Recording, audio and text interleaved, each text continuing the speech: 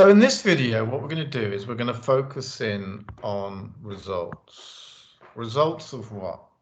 Well, the results of the feedback that George Beck, our superhero sales manager, took for each member of his sales team. So remember, he built a profile of excellence, this hypothesis of excellence for the role that his sellers were performing.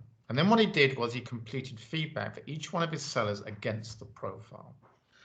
And then what he wanted to do was to view the results of the feedback. But most importantly, what George wanted to do, before he even got into doing coaching against those development priorities that kind of come out the back end of feedback as a result of feedback, was that he wanted to get synced with each member of his sales team around his perspective on the role they were doing and their perspective. And because Pipeline takes the result of manager feedback plus self-feedback, it gives you that view of both manager and self-feedback in a view called Manager Sync.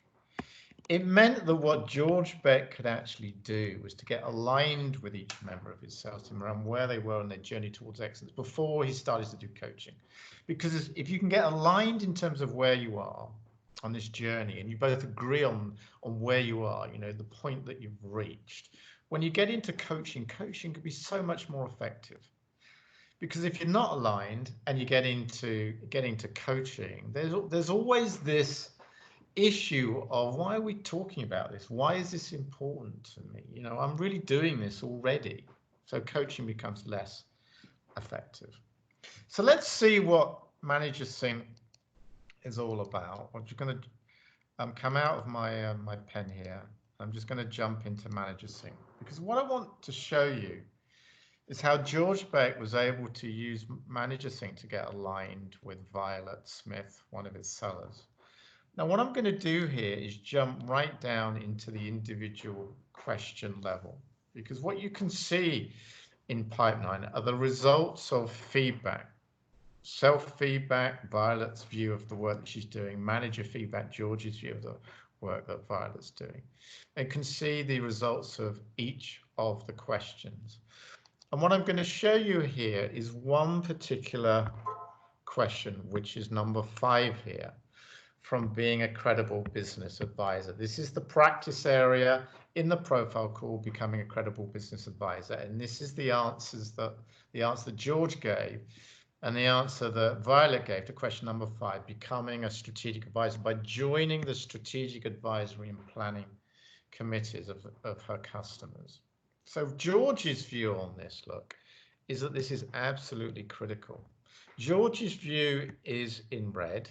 This would be George. Let me just take this away for a second so that you can see it. So George's view, this is George in red, and Violet's view of this is in gray. And so what you can see here is that George's view is that this is absolutely critical to Violet. She should be doing it, look, always.